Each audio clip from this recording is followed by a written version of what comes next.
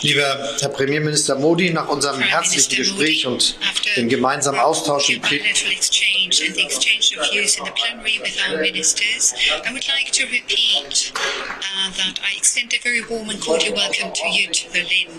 I am delighted that the first intergovernmental consultations of this government take place with the Indian government.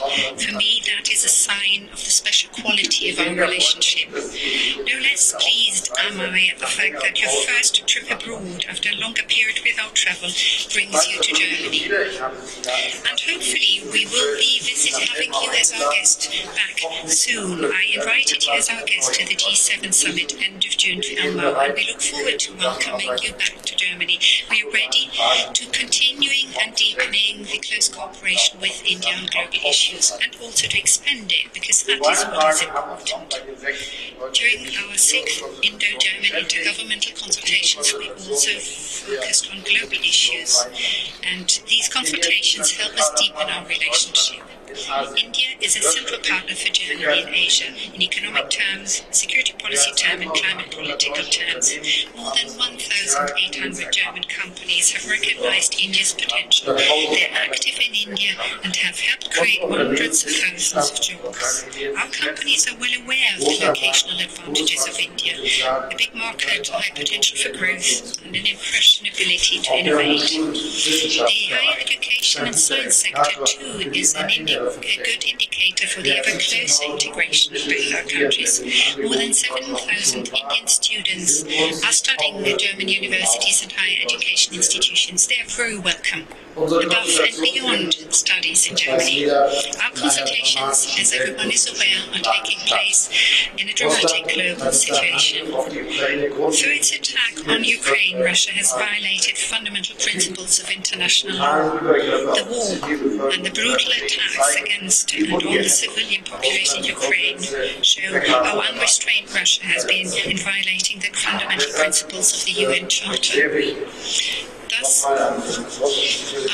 repeat my appeal to Vladimir Putin: end this war, end this senseless killing, withdraw your troops from Ukraine.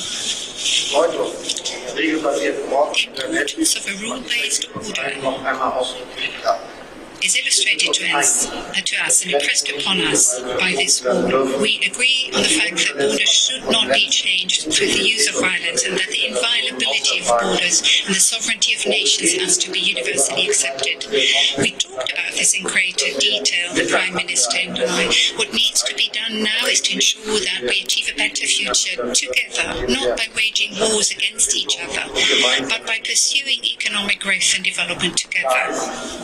What is clear is that the Indo-Pacific belongs to the most dynamic global regions, and at the same time it is confronted with a number of conflicts and challenges. Thus, Germany is going to maintain and further intensify, where possible, its varied commitment on the ground. India is amongst the very important partners of ours here. The world can only develop well if we are clear as to the fact that future relations in the world will be characterized and marked by many countries, not by a few powerful countries and nations, but by many important countries. The rise of many countries is what has become important. India numbers amongst those countries that are of greatest importance with regard to this perspective, not only because it is the country with the biggest population, but also because of the part it plays and the share it has in the global economy, which goes to say that we need to develop this global cooperation in such a way that it is not only characterized and marked by many, but also expresses a multilateral approach. And that is a very important point for us in Germany. This means that we make sure that what links some of us, democracy that is, a constitutional state, the rule of law, is something where we recognize one another. And I'm not referring to a few countries, but I speak globally here. This makes cooperation so important. Thus, I'm pleased that I have partners like Indonesia and India, and also on the African continent, countries that pursue the same approach. We have to realize that democracy is an interest of mankind, and this is something that links us and towards which we bear a responsibility. Now, when we look to the importance that India is going to have in the future economically, but also as regards population growth, it is obvious and clear that India plays a key role when it comes to global climate change and tackling the consequences. The cooperation that we are engaging in this area is broad, and I look forward and I'm pleased that we've been able to sign a number of joint declarations of intent, like the one that we have signed just a minute ago. This is about climate protection, which is ever so important. Look to the impact that the present heat wave in India has had on its population. That is an indication of the fact that climate change is having an impact and that we have to do what we can to stop it. It is a topic where we again need to cooperate closely.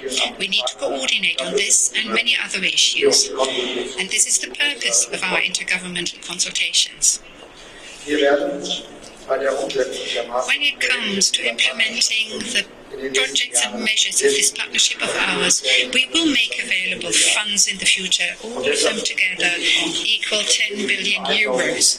Thus, it is good that the ministers have agreed on a number of cooperation agreements here. They've agreed on cooperating in areas such as agricultural ecology, development cooperation, forest restoration, but also on activities in the field of renewable energies, and the solar partnership between India and Germany has played a prominent part, as has our cooperation on green hydrogen.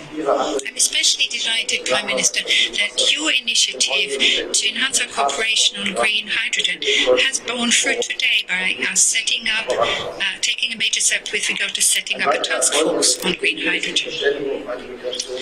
Another success of our bilateral exchanges today is the agreement on a migration and mobility partnership, which allows us to benefit from the enormous potential of migration and skilled labour to both our countries' interest and benefit. This goes to show that our relationship is not only broad and intensive, but it is also based on a deep sense of trust. Prime Minister, thank you very much for having come to Berlin today. Thank you for your personal commitment, which has made it possible for us to have a successful exchange of views today. And I look forward already now to the next intergovernmental consultation in 2 years' time in New Delhi.